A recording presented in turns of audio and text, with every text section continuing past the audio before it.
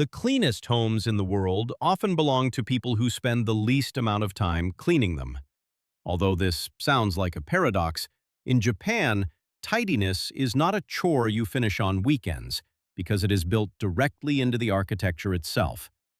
Japanese design principles stop mess before it even enters the front door, turning organization into an automatic habit rather than a constant battle. By adopting these specific layouts and philosophies, you can change your home from a space that constantly needs work into one that maintains its own order. Every Japanese home begins with the genkan, which is the single most effective tool for keeping a house clean. This area is more than a hallway because it is a sunken zone tiled with stone or concrete sitting lower than the rest of the house. This design feature, known as the tataki, acts as a physical dirt trap. You step inside to remove your shoes and leave the grit of the outside world on the lower level, before stepping up onto the agari kamachi, the raised wooden floor of the living space. By physically separating the dirty zone from the clean zone, 80% of household dust and allergens never make it past the front door. It forces a pause where you mentally and physically transition from the outdoors to the sanctuary of the home. Western minimalism often focuses on throwing things away, but the Japanese concept of dan-shari offers a preventative approach. The word consists of three kanji characters forming a complete cycle of behavior. Dan means to refuse, which is the act of stopping unnecessary items from entering your life in the first place.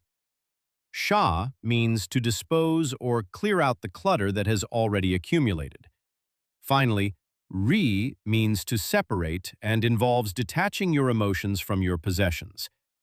Instead of asking if you might use an item someday, Danshari forces you to ask if it serves you right now. This shifts the focus from the object's potential value to your immediate relationship with it, making it easier to keep surfaces clear.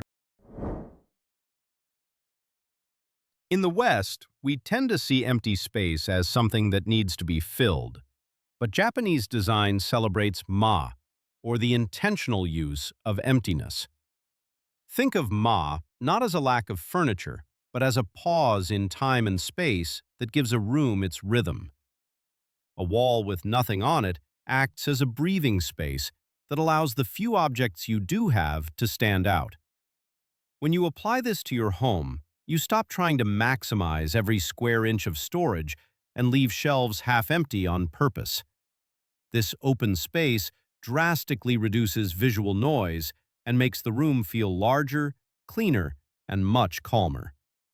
It creates a vacuum where the absence of clutter becomes the defining feature of the design.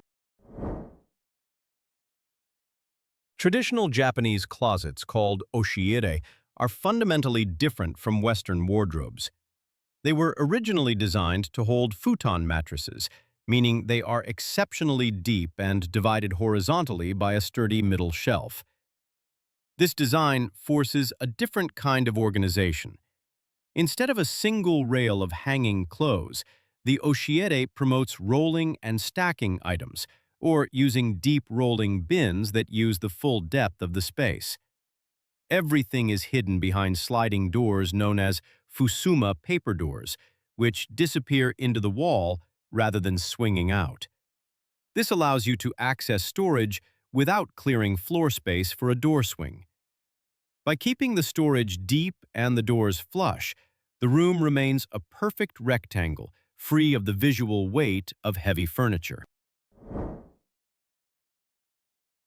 Kanso is a design principle that demands simplicity, but not in a cold or sterile way. It dictates that an object's beauty comes directly from its purpose. In a Kanso-inspired home, you won't find decorative bowls that can't hold food or chairs you can't sit on comfortably. If something doesn't work perfectly, it is considered clutter, regardless of how expensive it was. This philosophy acts as a ruthless filter for what stays in your house. When you evaluate your belongings through the lens of Kanso, you naturally eliminate the decorative clutter that gathers dust. You are left with items that are honest and functional. The result is a home that is easier to clean because there are simply fewer useless objects in the way. Japanese homes often have smaller footprints, which led to the mastery of vertical organization. The floor is sacred space meant for sitting, sleeping, and walking, so storage goes up the walls. In modern Japanese kitchens, you will see tension rods used to create shelving in the tightest gaps between cabinets, or magnetic panels on refrigerator walls holding every cooking tool. Nothing sits on the counter if it can hang on a hook. By lifting everything off the horizontal surfaces, wiping down a countertop or vacuuming a floor becomes a 5-second task rather than a 5-minute chore of moving piles around. Clear floors make a room look twice as big and much cleaner. The Western bathroom combines the toilet, sink, and shower into one humid and difficult-to-clean room, but Japan separates them completely. The toilet sits in its own dry, small room, while the bath and shower are in a fully waterproof wet room called the ofuro. Because the entire wet room is designed to get soaked, you can spray down the walls and floor with a shower hose to clean it in seconds. There are no shower curtains to get moldy, and the humidity is contained to one specific zone. This separation keeps the rest of the vanity area dry and dust-free. Separating these functions is the biggest architectural change you can make to reduce bathroom cleaning time during a renovation. Fixed walls define how a room must be used, but Japanese interiors use shoji screens and fusuma sliding doors to make space fluid. A large open room can become 2 private bedrooms at night, and then open back up for airflow in the morning. This flexibility prevents the accumulation of dead space, like corners of rooms that gather junk because they are rarely used. When you can open a wall, the light flows through the entire house to expose dark corners where clutter usually hides. Authentic rice paper shoji requires maintenance, but modern versions use durable washi acrylic sheets that wipe clean. Using dividers instead of walls forces you to keep the area tidy, since the mess has nowhere to hide when the doors slide open. Tatami mats are more than just flooring because they dictate a lifestyle. Since the woven soft rush straw material is delicate and meant for sitting, you cannot wear heavy shoes or drag heavy furniture across it. This limitation actually acts as a design advantage. It forces furniture to be lightweight and often lowered to the ground, which keeps the visual line of the room open. When you live closer to the floor, your perspective changes. Dust and dirt become immediately visible, prompting a quick sweep rather than weeks of buildup. You treat the floor with the same respect as a piece of furniture. Even if you do not install tatami, adopting low living with floor cushions or low sofas creates an illusion of height and space. In the West, spring cleaning is a chore, but in Japan, osuji is a spiritual renewal that takes place every December. The goal is to purify the home to welcome the Toshigami, or New Year's deities, rather than just achieving hygiene. This deadline creates a powerful psychological anchor. You are not cleaning because it is dirty, but to close out the past year and clear a path for good fortune. The ritual starts on December 13th and involves the entire family. They clean places that are ignored all year, such as the tops of door frames, the back of the fridge, and under the tatami. By turning deep cleaning into an annual festival rather than a mundane duty, it becomes a celebrated event that resets the home's baseline to 0. Perfectionism is the enemy of organized living. When you demand a showroom-perfect home, you eventually burn out and let everything slide. Wabi-sabi offers a healthier alternative by finding beauty in imperfection and age.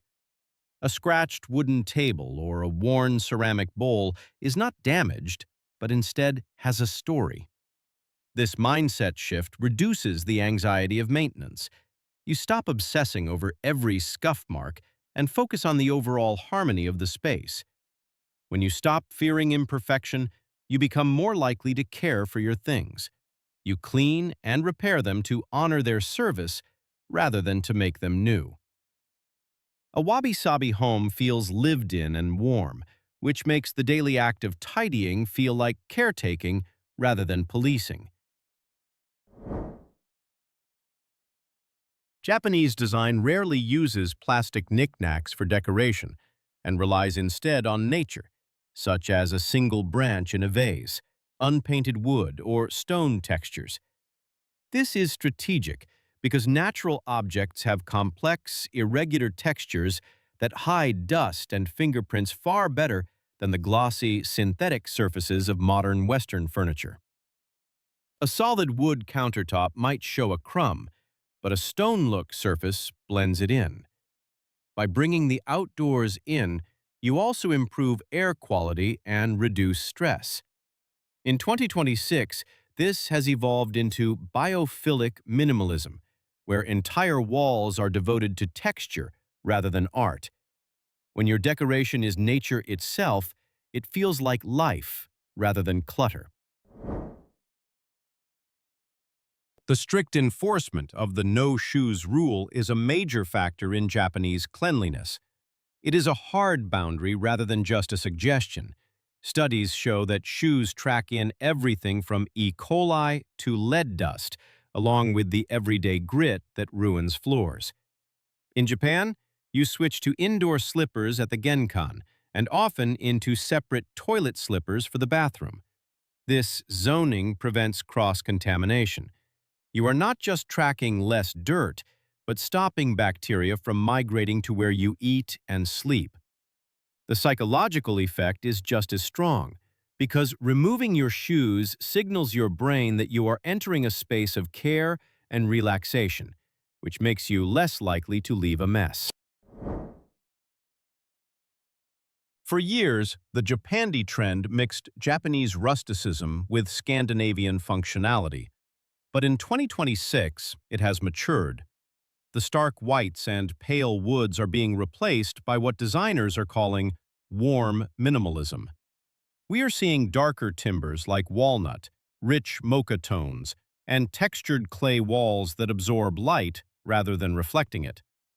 This shift is important for organization because these deeper tones ground the space. A white room highlights every stray item, while a darker, textured room absorbs them into the atmosphere.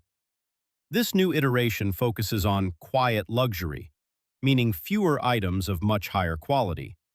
It is a move away from the disposable culture toward a home where every object has a soul and a permanent place. Japanese organization is not about throwing away all your possessions or living in an empty white box, but rather about intentionality. Whether it involves the physical barrier of the genkan, the mental filter of danshari, or the annual reset of oosuji, these systems work because they respect the home as a living sanctuary. They shift the burden from constant cleaning to smart prevention. You can start small by clearing a single shelf to create ma, or finally enforcing a no-shoes policy. Once you experience that sense of calm, you will want to extend it to the rest of your life.